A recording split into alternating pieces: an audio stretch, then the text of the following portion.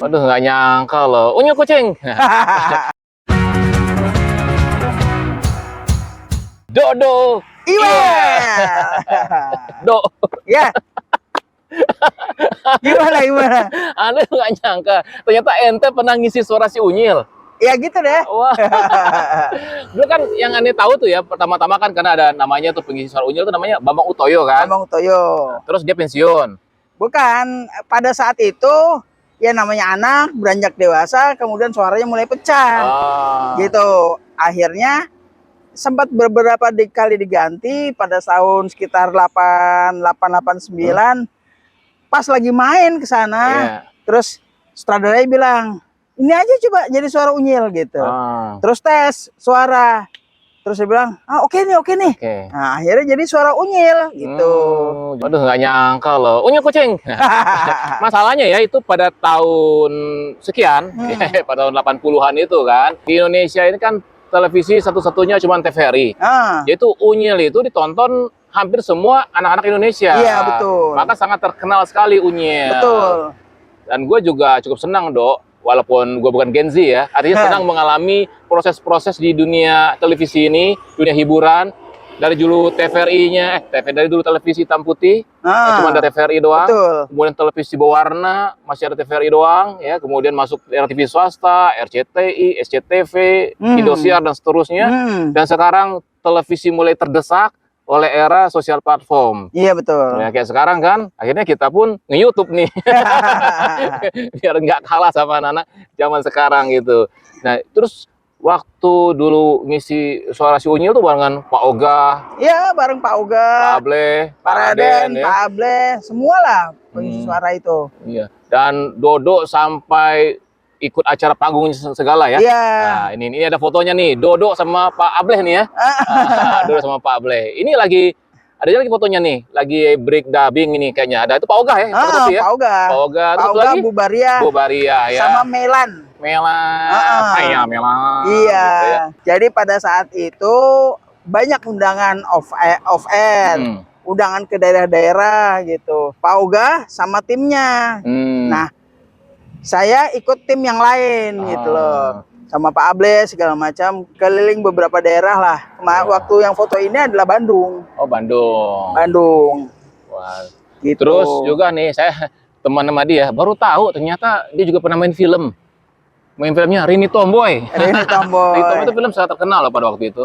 Karena yang main kan Cornelia Agatha tuh betulan teman gua juga, Dok. Iya. Gitu. Main ya di Rini Tomboy ya. So di film Warkop juga main ya. Film Warkop juga main. Wah, jadi banyak ya, main. belum inilah baru bukan figuran juga, bukan figuran lewat, tapi emang ada dialog juga, alhamdulillah. Ya, jadi artinya sudah malang melintang juga. Terus akhirnya nggak nerusin tuh gimana ceritanya? Ya, pada waktu itu kan main tuh terus terang karena belum ada kegiatan apa-apa habis lulus kuliah. Nganggur. Habis lulus SMA.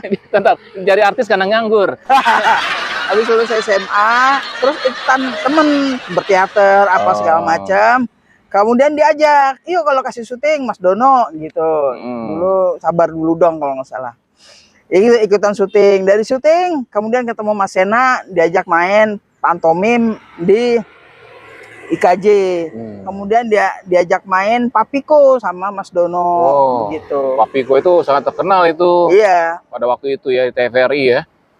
Jadi banyak yang ngajak waktu itu, terus daber juga. Mulai daber Maria Mercedes. Juga Maria Mercedes. Adik Maria Mercedes yang laki-laki, kemudian adiknya Usin yang selalu digendong-gendong. Jadi gue tuh udah lulus SMA mau masuk kuliah, tapi masih bisa ngisi suara anak 5 tahun yang digendong-gendong sama Usin itu loh. Iya. Kemudian banyaklah telenovela gitu. Ini Anda lihat di foto juga. Ente itu waktu udah kuliah nih tamat SMA itu kan perawakannya masih kayak anak-anak. Iya, betul. Itu mulai tumbuh dewasa kayak gini kapan ini? Setelah nikah. Setelah nikah. Susinya cocok. Setelah nikah. Dan Dodo ini seorang editor.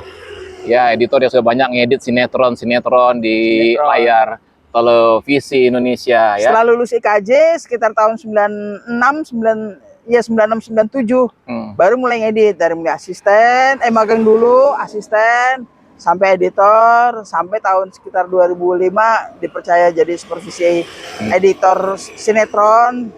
Jadi Dodo ada persamaan dengan saya. Sama-sama pernah menekuni dunia lawak. Kalau saya sampai sekarang masih menekuni dunia lawak. Jadi Dodo pernah ikut lomba lawak, saya pernah ikut lomba lawak. Dodo pernah punya grup lawak, saya pernah punya grup lawak. Dodo pernah grup lawaknya bubar, saya pernah bubar. Cuman dia nggak diterusin waktu itu. Saya diterusin walaupun tanpa grup lawak.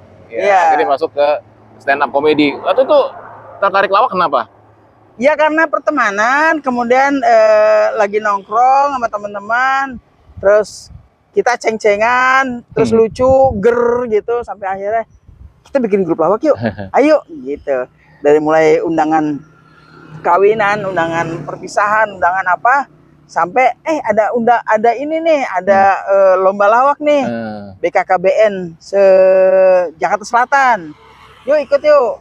Alhamdulillah pada waktu itu dapat juara 2.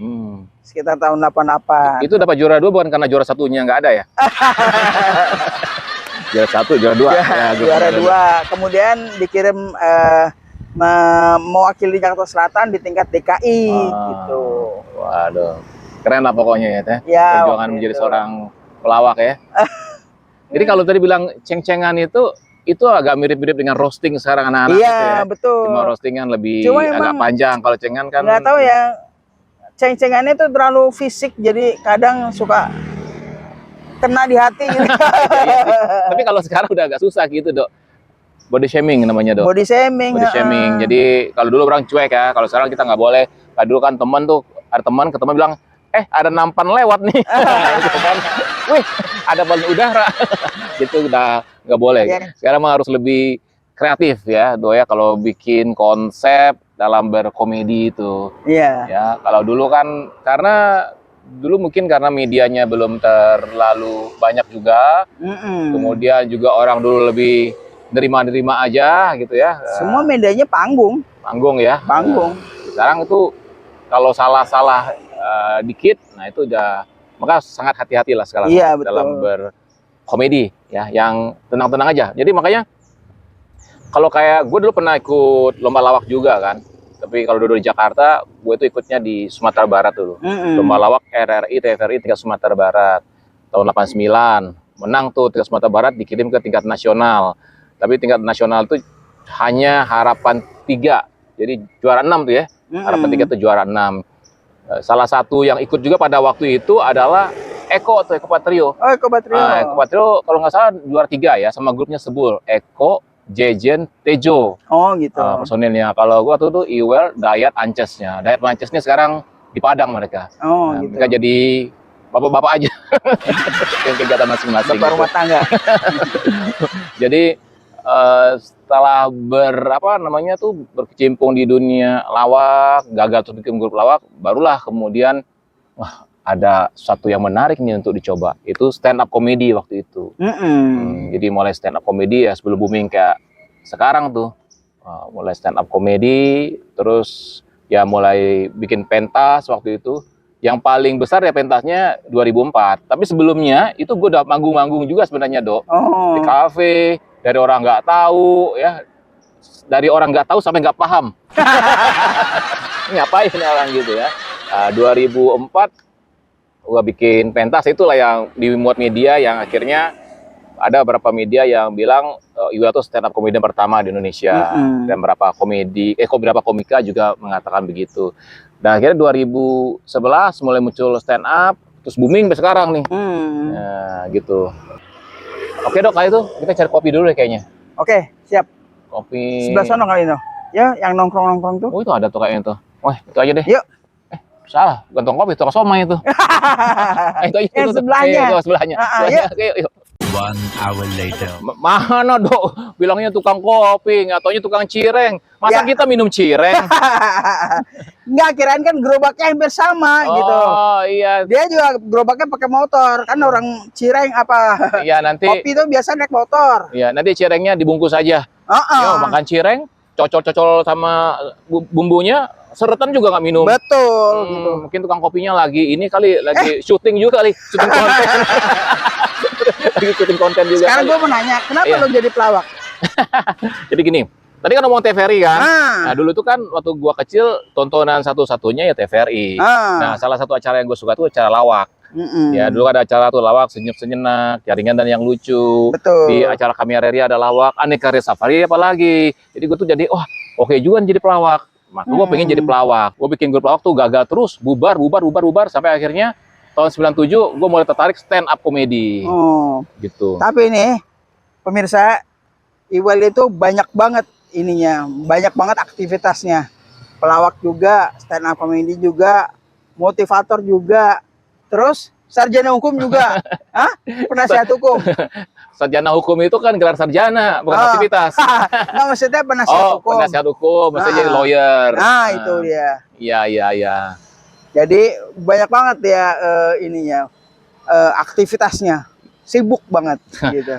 Kan sebenarnya kalau gua sendiri lebih cenderung pengen jadi seorang komedian sebenarnya ya.